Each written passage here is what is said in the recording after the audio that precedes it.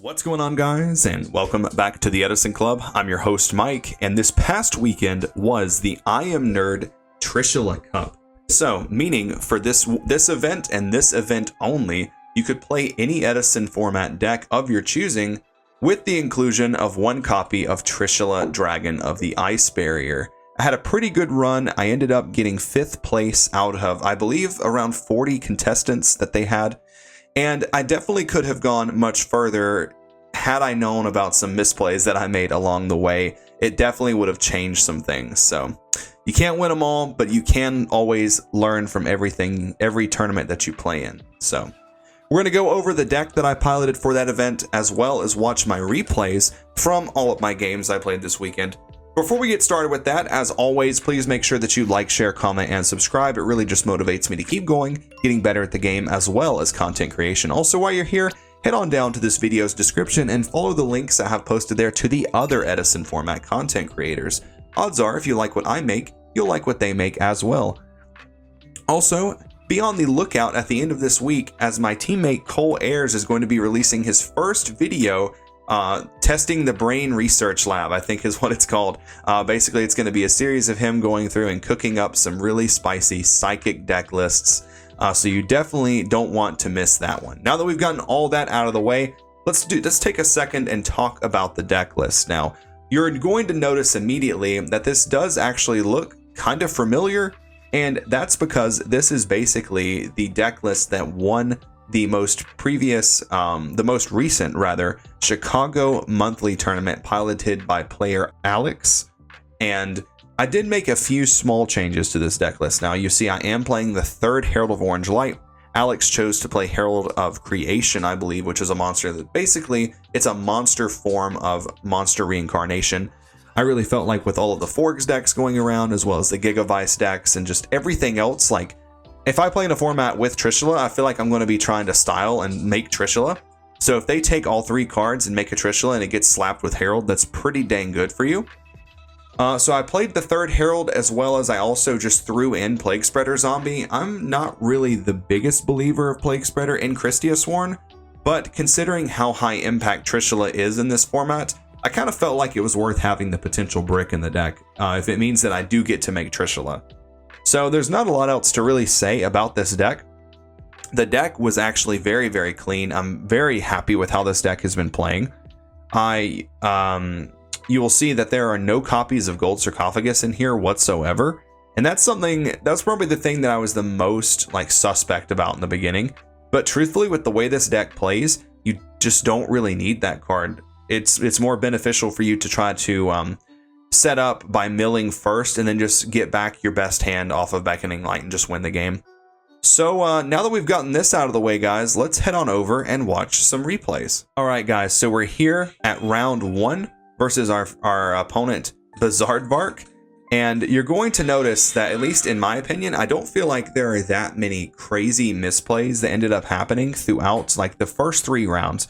Now, there are a couple of misplays, but there's no egregious misplays going on, right?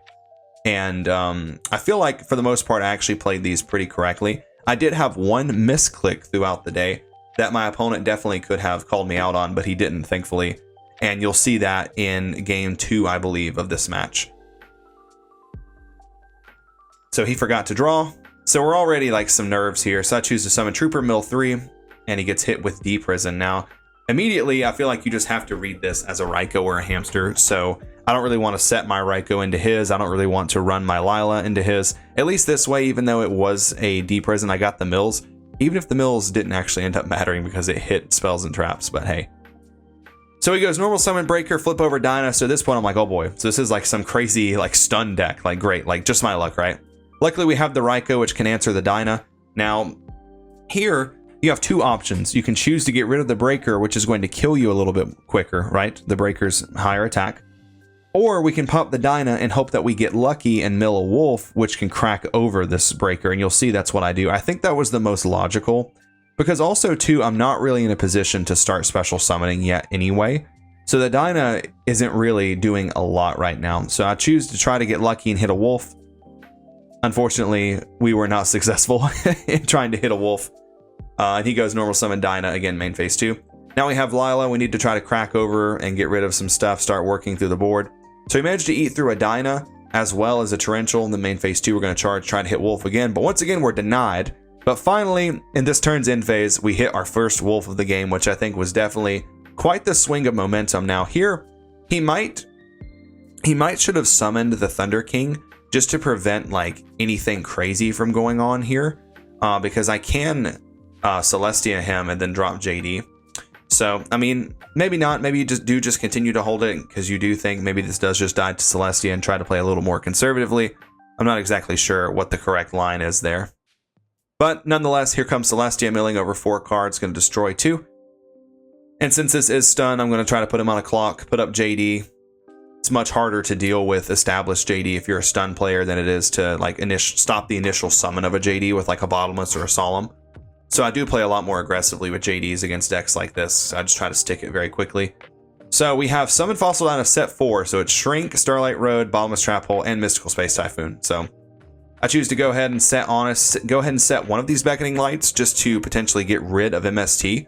So the MST can't hit my Decree later on, which is exactly what ends up happening. So my plan is just to basically try to wall him out with this Honest for a while. And there's a lot of draw passing going on. I finally hit a Solar Recharge. And this is the first misclick of the day.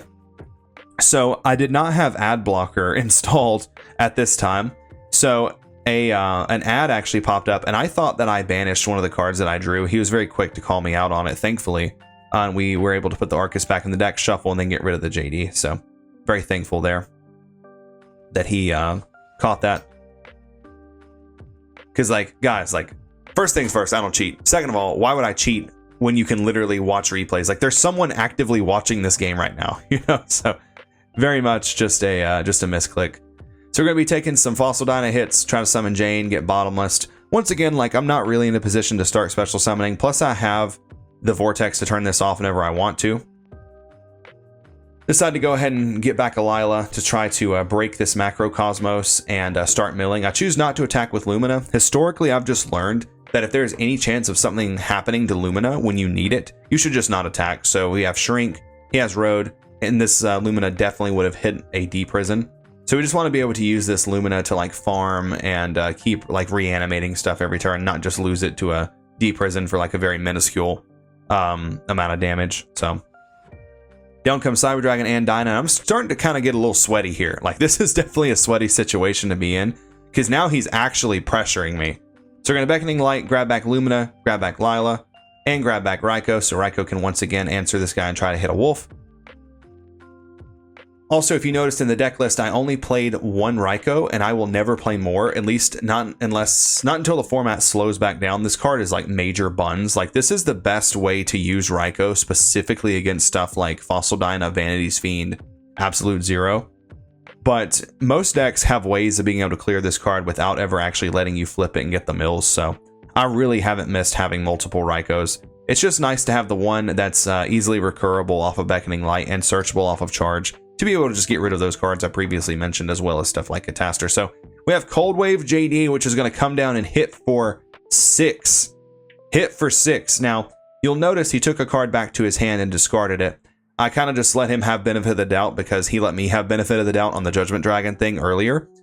But he actually didn't know that he could have chained Light Mirror to Cold Wave and prevented all of this from happening. Like, he's still going to take some damage, but, you know, he'd be able to unlock all of that the next turn and maybe be able to survive with stuff like D-Prison. He thought that Cold Wave wouldn't let Light Mirror be active, like the same thing with Royal Oppression.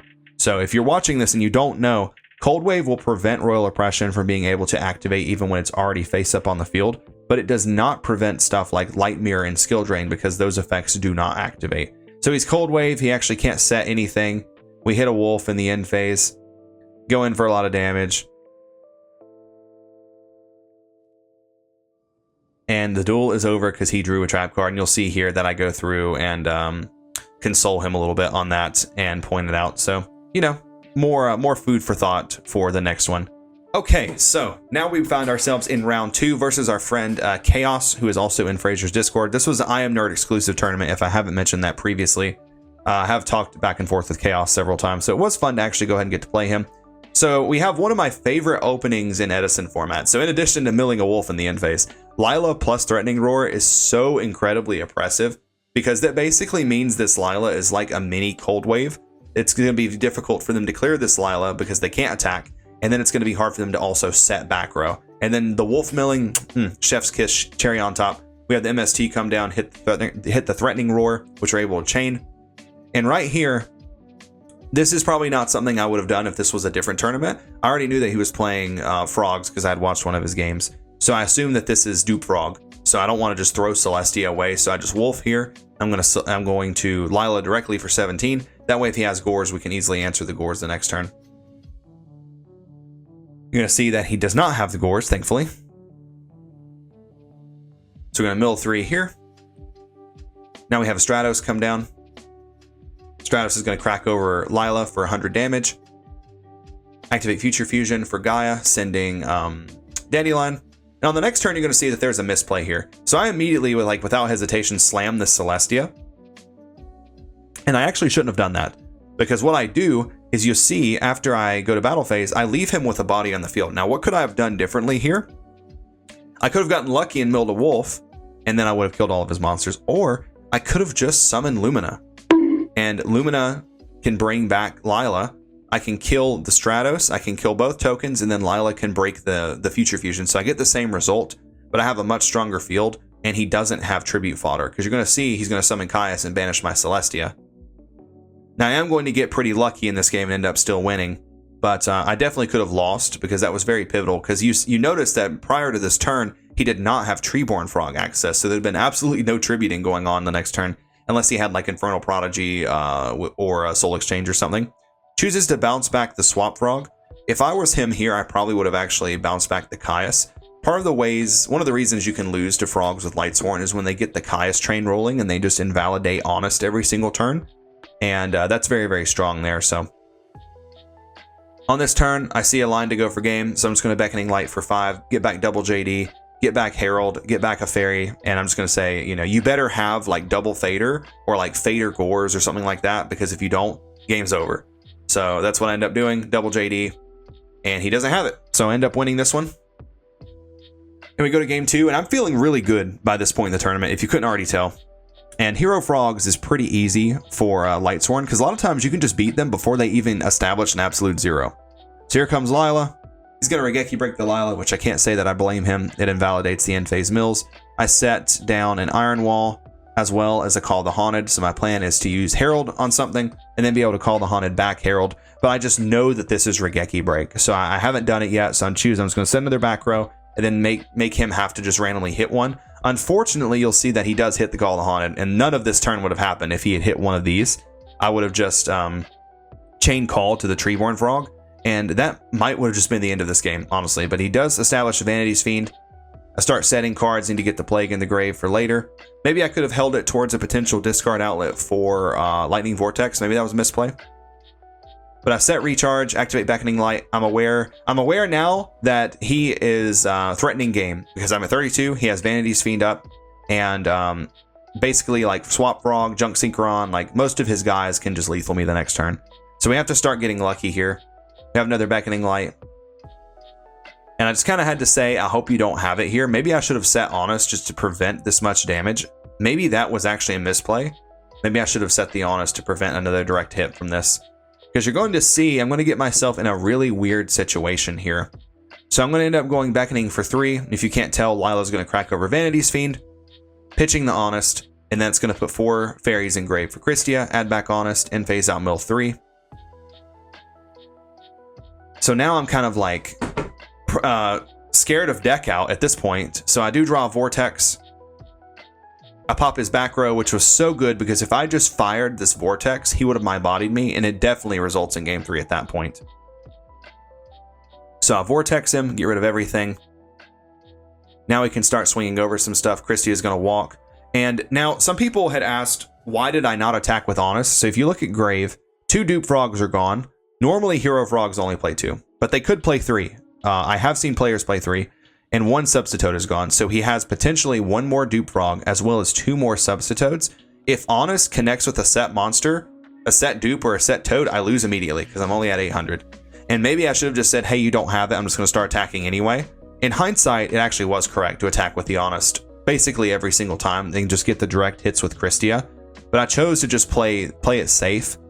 And I was already up a game. I won game 1, so maybe I just say, like, if I lose because I Honest into a set Dupe Frog, like, I'm okay with that. But, like, if it's not Dupe Frog, I'm putting you on a clock. So maybe moving forward, I just need to be better, a little bit better at analyzing, like, the game states and seeing, like, what do I lose to. So I charge here. My original thought was to charge for Aaron, but you'll see she actually got milled off of charge. So I go for Shire, which actually ends up putting up a little bit more pressure anyway, because Shire's 2,500 right now. Super chonky. Goes up to 2,800 in the end phase. Now Swap Frog's going to dump out a Substitute. Run over this Lila. He sets a D-Prison, which I think might be Mirror Force, so I just decided to, once again, play it safe. Go for game with Shire. And I guess, had I not switched this to defense, that would have been game, because he couldn't have stopped both of these attacks. So maybe I just played a little too conservatively, a little too scared. Maybe I should have said, you didn't draw Mirror Force, game's over. But now you see he has Regeki Break. So this actually gives him a little bit of a chance to get back in this game. So he tries to Kaya Spanish Self. I go Herald Effect. Not going to happen. Card Trooper Mill 3 for game. And it very easily could have, if this very easily could have went the exact opposite way. And I think that I need to listen to what Frazier says. And just like, you didn't draw the out off the top of the deck. You did not draw Mirror Force. You did not draw Dupe Frog. You know, like, show it to me. I get game 3. I get to go first against Hero Frogs, have a really good matchup. So maybe that's something that I should have just remembered. And I could have actually gamed him several turns sooner. So, like, not the worst. Like, I was playing safe. I was playing to, like, inevitably win the game without, like, the chances of losing by, like, some kind of bullshit, Honest, attack a set Substitute. So, but the turn where I didn't use Lumina and, like, the other guys to, like, kill his whole field to prevent him from having tribute fodder, that was definitely bad, and that could have made me lose. So I definitely need to not just steamroll Celestia with such aggression every single time. I need to actually look, analyze what's threatening me, analyze, like, the graveyard, like, what can I do to prevent him from being able to play on the next turn. So hey, the more you know. All right, guys, and with that, we find ourselves in round 3 playing against our good friend Josh Johnson, aka Johnson Boss. Now, what's interesting about this is the fact that Josh and I, we go to locals together, so we play very frequently at locals, Lightsworn versus GBs. So this is kind of like two gladiators of the format playing the decks that they're the most known for, Lightsworn and GBs, against each other. And this is a good one. So I start off just by going set Raikou. It's the only play I really have. He goes set 3, immediately flips Dust Shoot, sends back Celestia. I go Heavy Storm. Now, some people would ask, why would you heavy this early when you don't have a lot to do? And truthfully, it's because I've learned from playing against this deck that GB has certain rules, especially when you're a Lightsworn player playing against it. The first rule is that GBs do not play Mirror Force. It does not matter how many GB decks you look at and see in their deck list Mirror Force. It does not exist, because if you try to just 1-for-1 and try to, like, whittle this deck down, you will not win as a Lightsworn player. You have to just throw cards at them and just hope it connects every single time. You can't leave Gladiator Beast bodies up on the field. Like right now, if he draws Prisma, if he draws Rhoda, if he draws Bestiari, if he draws Test Tiger, if he draws Prisma, I don't know if I've even said Prisma, if he draws like anything, he can start doing things to me. So I have to very quickly just start whittling him down to basically nothing. The other rules of playing against Gladiator Beast with Lightsworn is Torrential Tribute is also not real, and Gores is not real. Now, Josh and my friend Chase, they both play Gores in Gladiator Beast most of the time. I don't know if that is like an actual standard yet, or if that's just a tech they have, but it is very good when it comes up for them. But unfortunately, we play Lightsworn, so we can't respect those cards in this matchup, because if we let them have a window of opportunity to get ahead of us, we will never catch back up, because once they start Ready Ari looping you, keeping you off of Judgment Dragon every single turn, keeping you off of Kristya, maybe they're doing well to play around Herald, maybe they're cycling back War Chariot every turn. Like you see, there's already a Chariot here. It makes it very, very difficult, if not actually impossible, to win as a Lightsworn player. But we end up flipping Raikou, milling over Celestia and Lila. Popping this, we got the DB glitch. We milled a Celestia after we sent it back off of Trap Dust Shoot. But we do play 3. I do decide to not attack because it's not really worth the risk of Gores for this specifically. Now, I know that sounds a little hypocritical. I said you can't respect Gores. But if this was anything with real attack points, I would have just attacked with it. Because it's not that bad here. Thankfully, so he does end up going summon a Laquari and attack. And you might be wondering, why did I set this Herald? Where you have to look at the graveyard. I only have 2 light monsters. So I can't pitch more than I can add back. So I decided to set the Herald. That way the Beckoning is live. And more than likely, it's going to get me a Celestia conversion. Because you're going to see right here, I go Beckoning, pitch 2. Add back Celestia, and I believe also Lila, and then I can Gardna at the battle step to protect my Raikou. And we go for Celestia, mill over 4. We're going to attack. And right here is like a small misplay. I should have actually flipped over the Herald and attacked for 300 more because I'm going to synchro these away anyway. And if he did have Gores, you know, obviously I'm going to make Black Rose to deal with it. But it just missed out on 300 damage for no reason, which isn't the end of the world. But if you're going to synchro these off anyway, there's no point in not attacking with the Herald. So I go into Ancient Sacred Wyvern. I kind of sit here and ponder for a little bit, like what's the best way to kind of deal with this. And in the extra deck, I actually can't see the extra deck, unfortunately, but I have Ancient Sacred Wyvern. I have Ancient Fairy Dragon, and I have Black Rose Dragon, and I figure this is just going to be bigger than like Gladiator Beasts. And if he does find a way to like somehow destroy this by battle with like Book or Shrink, like at least it comes back. So, you know, maybe that's hindsight, maybe that's not the correct play, but this guy is pretty big. Like I'm threatening lethal now if he doesn't do anything because he's at 55. So you go set a monster, I summon Aaron. I go attack for 46.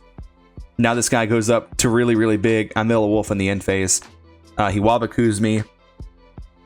I go ahead and I summon Lila because there's no point now in not summoning it because the cards he would have to draw would have to be something like Mirror Force or Torrential.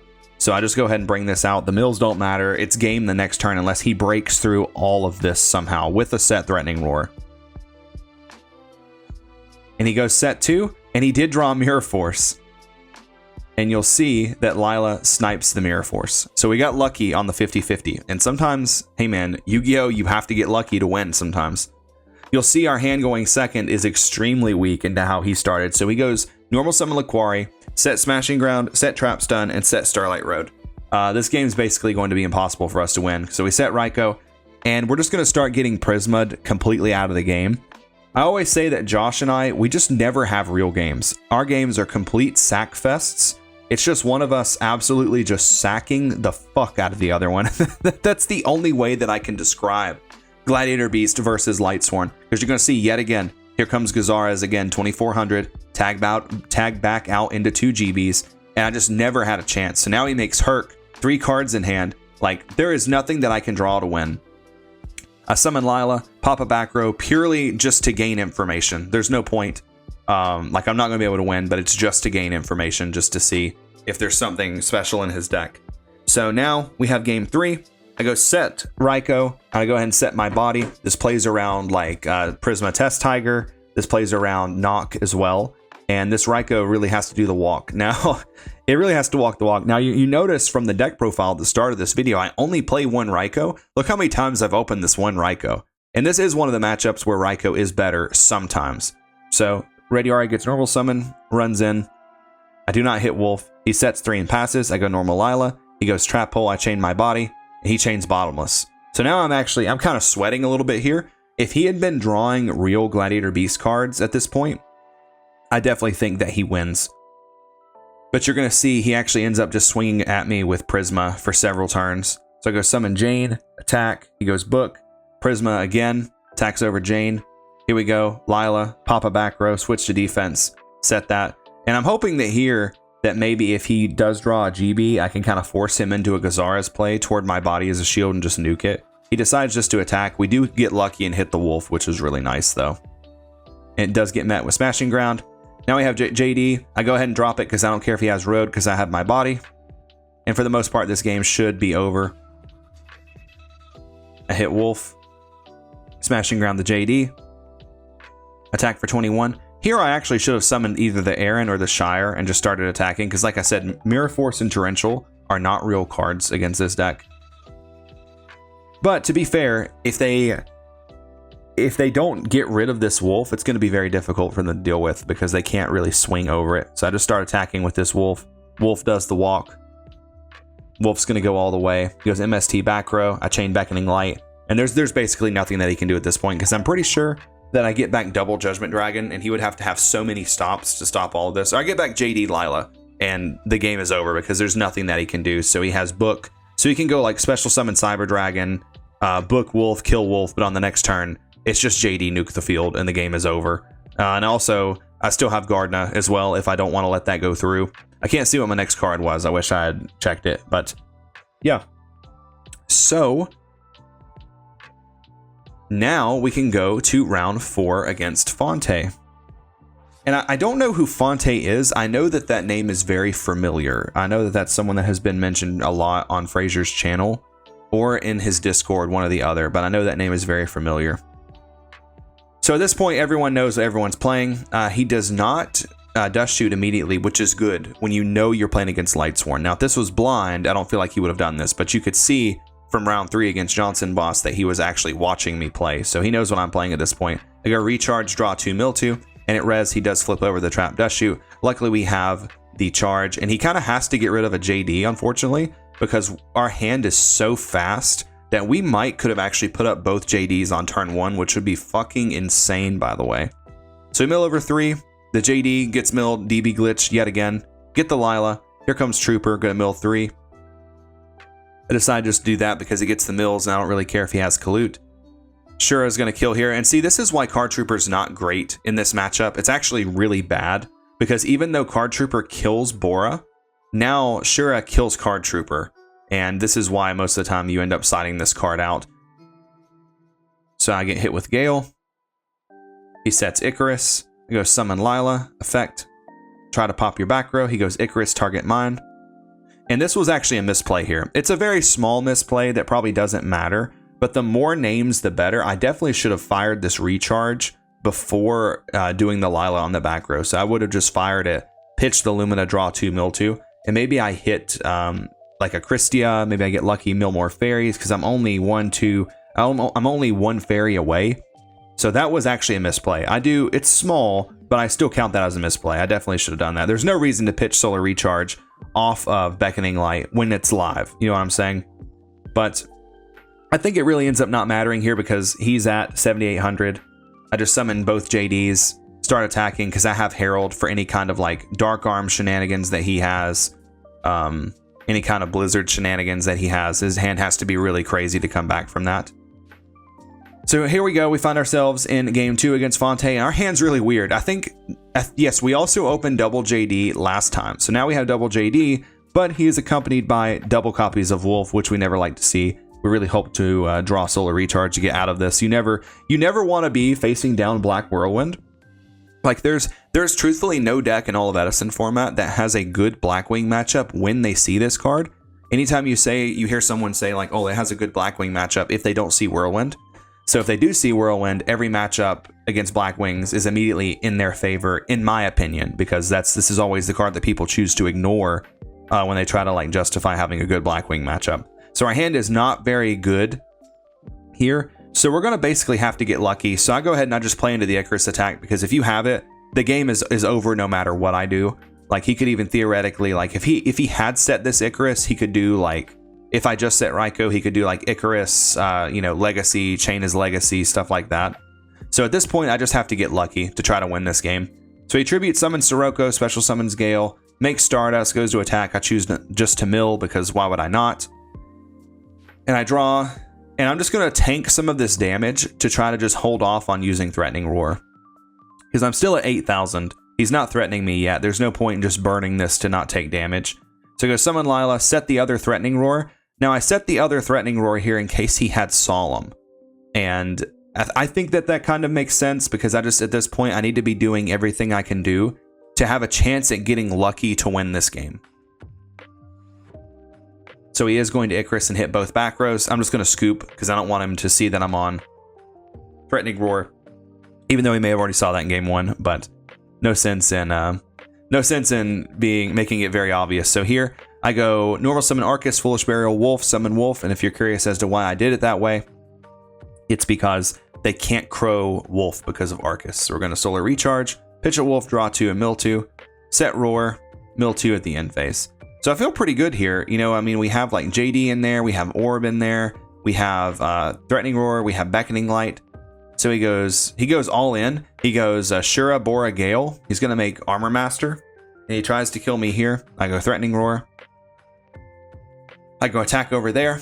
Switch Arcus to defense, summon Lila, end phase mill 3. And I feel pretty good here. There's a pivotal mistake that happens on my next turn. You're going to see it because I was tunnel vision. I had tunnel vision so hard on one play I was obsessed with.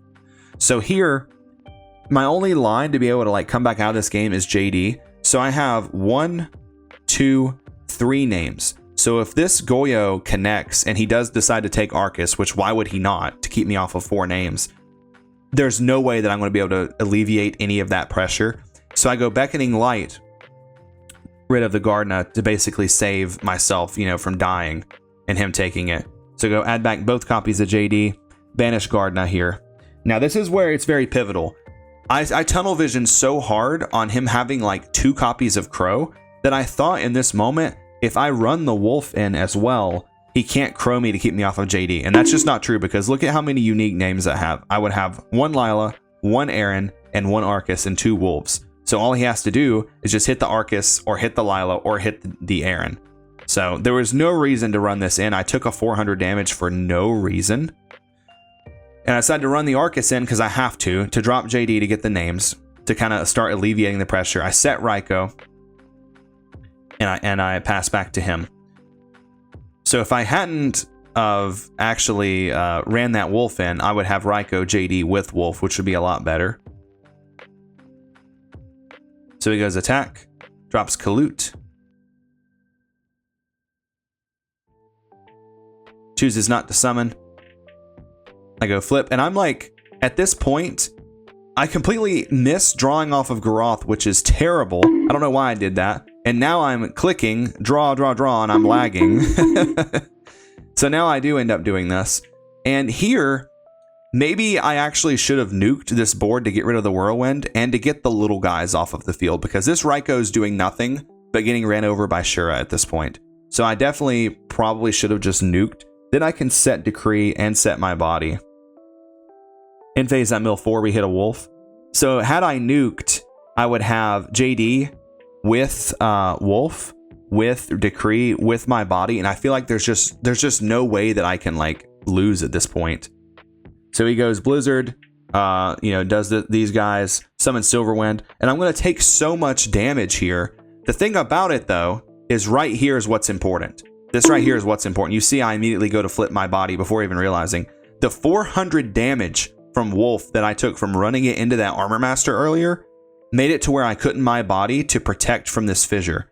Now, granted, if I had to use my body, I wouldn't be high enough to be able to nuke anymore, but I'd be able to stack this Wolf for Plague and Tribute Summon Celestia. I could run Celestia into this Brionic and then run JD over here and just hope he doesn't draw like Blackwing cards, to pair with this Black Whirlwind. So that was very pivotal. And also too, like I said, maybe just nuking the field would have been enough. And maybe, I don't know. It's a hard decision, but I definitely don't feel like leaving this Raikou, this 200 attack Raikou on the field was good. So there was a multitude of misplays throughout this one. And you'll see that he ends up winning because I just admit defeat, because there's nothing like I can go like stack for Plague, Tribute Summon Celestia, but it doesn't go anywhere. Like what if I ram this, then he kills me the next turn. If I try to like bluff Mirror Force, like he knows I don't have Mirror Force, I don't have Gardna, and I'm drawing Wolf again. So unfortunately I lose, and I feel like this was completely winnable, 110% completely winnable. I'm actually going to go back after this video and watch this one again, because this 100% should have been winnable. I don't know where the pivotal misplay happened. Obviously running the Wolf in for 400 damage kind of ended up changing the entire game because I couldn't use my body as a shield. But I wonder if I JD nuked that turn before, would that change anything where I would have JD, Raikou, Wolf, Decree my body? And I don't know. I definitely wouldn't have taken so much damage just by running over my little guys. So that one's interesting, and I definitely learned a lot from this one. Guys, if you do not play online, I definitely recommend it. I have not played. This was my first online tournament, if I haven't mentioned that previously, which I'm sure that I have. And I've always wanted to play in these because Frazier runs these tournaments so frequently. But I had so much anxiety about like screwing something up with like registering for the tournament, like reporting, wins or losses, or I had a lot of anxiety about like misclicks, like debates about misclicks. Like, am I going to get in trouble for like a misclick? Am I going to have to commit to a play because I accidentally misclicked like earlier when I tried to activate my body? Like, would this guy call a judge and try to say like I was cheating or something, when in reality it was just I already had the mouse on my body as a shield ready to activate it. So I had a lot of nerves, a lot of anxiety, and especially when you're on the stream and like I was watching the stream throughout the day, but every time like I would go up there, I would turn my TV off because it just made my anxiety go through the roof, to the point where sometimes I was trying to type and my hands were shaking on the keyboard. And I need to get better at that. I definitely need to get better at that. Okay, so we have the last round of the day here, and this is against Powerful, who is on Junk Frogs. And this is the one where, unfortunately, I end up just absolutely spaghettiing these games, unfortunately. There was a long wait period from my last round to this one. I think it was over 2 hours, because basically I had to wait for people to lose to go down to the losers bracket. And during that time, I kind of just lost the motivation for the tournament, unfortunately. I felt like I was playing better when it was like one round right after the other, but having that break, especially that extended break, I think wasn't good for me. So I go recharge, fire it off. You see, I opened up all 3 recharges, and I definitely should have went ahead and fired this recharge here just to start setting up, because I already have Beckoning Light. Like I could potentially like OTK the next turn depending on what I draw and what I mill. So I chain call, bring back Trooper, get to draw a card, which isn't the worst. Obviously my plan here was to call back the Kristya and just try to stun him out, but so he's gonna go do some sub combos here. I don't have a fairy here, unfortunately, and I'm actually just kind of realizing here that was also a pivotal misplay as well, because I knew that he was on frogs. So or did I draw charge off of that Trooper? I hope I drew the charge off of that Trooper. I think I did, because if I didn't draw the charge off of that Trooper, I 100% should have charged for Shire to get this online. But I think, on second thought, I think I actually drew that off of this card Trooper. So maybe I'm not quite as stupid as I thought I was here for just a second. But he has Duplock. And I guess even if I did have the charge in my hand, I would have milled the Shire because it was my next draw, so it wouldn't have worked out anyway. But we can start charging. And sometimes it's hard for me to understand. Even as long as I've played this deck, I still don't know.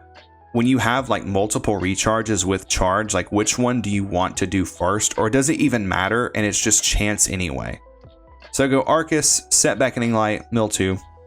He brings back Treeborn, he sets 2. Now, this is a misplay.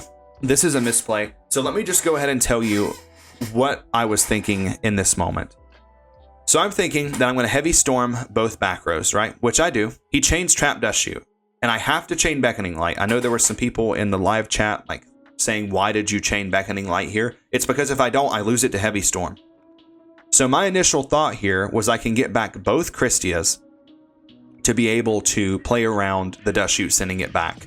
And then I can just use Kristya to add back Celestia, because obviously if Celestia is engraved, he can't return it off a Trap Dust Shoot, tribute the Arcus and break the Duplock, and I can just start controlling this game.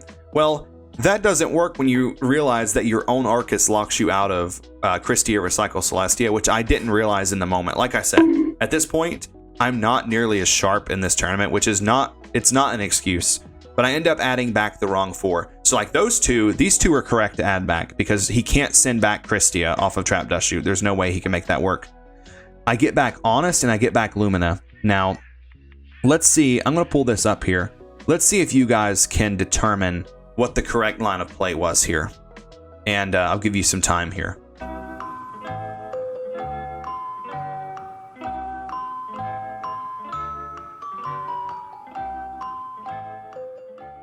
Okay, so the correct line of play is to go add back Kristya, add back Celestia, add back any level 4 Lightsworn. So it could be Lila, or any level 4 that's not Wolf. So it could be Lila, it could be Jane, it could be Aaron, it doesn't matter, right? So our hand is Celestia, Lila, double Kristya. So with that, we know Kristya is not getting sent back. If he sends back Celestia, then we can go summon the Lila, stack a Kristya for Plague Spreader, right? And then we can make Trishula, break the dupe block, hit the Regeki break out of his hand, and hit a Treeborn from grave, which is crazy. And then we can special summon Kristya because we'll have 4 fairies. If he sends back the Lila, then we go special Kristya, tribute summon Celestia. And I think Pro Storm was also saying there was like some kind of an argument for getting back like double Herald to be able to do like, or to be able to get back Herald to do like Plague Spreader, revive, make Catastor, normal this, make Black Rose, drop Kristya could also work, I think. I haven't actually checked the fairy count for that, but I know he was talking about that. Because immediately after this match concluded, I reached out to him and I was like, Pro Storm, I feel like I lost an unlosable game because of the way I resolved this Beckoning Light. And that's truthfully what cost me this game, was the way that I resolved this Beckoning Light. Fucking donkey! Like you can argue like maybe I should have fired more recharges on turn 1 than I did, but ultimately this is when the game fell out of my control, was when I flipped this Beckoning Light, especially under the impression that I would be able to, do the Kristya recycle Celestia. So now I have to do this really awkward play and do this, which I also feel like was bad. I probably should have just summoned the Kristya beside the Arcus and not made this Catastor, because I draw locked myself for another turn and I said, oof, it's so awkward since Chris can't target Celestia because of Arcus. And that was what my whole idea was. So you're going to see I end up losing this game, and I deserve it. Like, I absolutely just played like crap throughout this game, and I did not deserve to win. Like, why was I also not setting this Lumina earlier? He had Regeki break anyway, but like I need to stick a Celestia. So I start setting cards. He's going to start Regeki breaking to keep me off of Celestia, which was very, very good for him. And game 2, unfortunately, is not much of a game, guys. You're going to see my opening hand. It's not good. I go first. I realize that the only way I'm going to be able to like actually play this game is going to be like synchroing something with this Plague Spreader. He sets Treeborn and passes. I just pass. This was also a misplay. I should have set Honest here. And on the next turn, you'll see that I do set Honest, but it was a turn too late. The only shot that I could have won this game would have been to have Necrogarden Honest, normal Plague, and make Trishula. But unfortunately, you're going to see he ends up getting the Death Frog, and now he can start controlling me, and I'll just never get to actually synchro anything. Now he draws Caius, banishes the Honest, summon Swap Frog. Yeah, so like I said in the chat, not the best showing, unfortunate. And it really does suck for your tournament run to come to an end like this. But I do think that I'm just the kind of player that I need to be playing each round, like round after round after round, to like stay sharp, stay focused. Because you can see my hand, there was nothing that I could do. Like, there's absolutely nothing that I can do to change the outcome of this game. Like, sure, maybe I can live another turn because I have Gardna. But like, there's just no, it's too much. Like, I'm not, yeah, it was over. It was over. So unfortunate, but I did end up getting 5th, which I'm not mad about, especially for my first online tournament, making top 8 immediately, and considering I kind of didn't play the best in a couple of those rounds. So once again, shoutouts to Alex from Chicago. This list is very, very clean, and I really enjoyed playing it. I think I'm going to be playing this for the foreseeable future. So thank you guys for watching. I really appreciate you all so much. Also, if you noticed any other kind of misplays or anything that I made throughout the course of this video, please comment down below. And don't just say, hey, you misplayed at this timestamp, you're an idiot. Please type out, I don't care if you call me an idiot, but please tell me why. Why am I an idiot? You know, like, share with me what I could have done better, so maybe later I won't be called an idiot. So thank you guys for watching. That's all I have for you today. This is Mike from the Edison Club, signing out until the next one. Hamster Ryko Caius.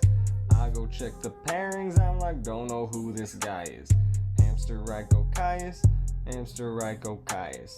2-0 every round, man, and I ain't even trying. It's just Hamster Ryko Caius, Hamster Ryko Caius, Hamster Ryko Caius.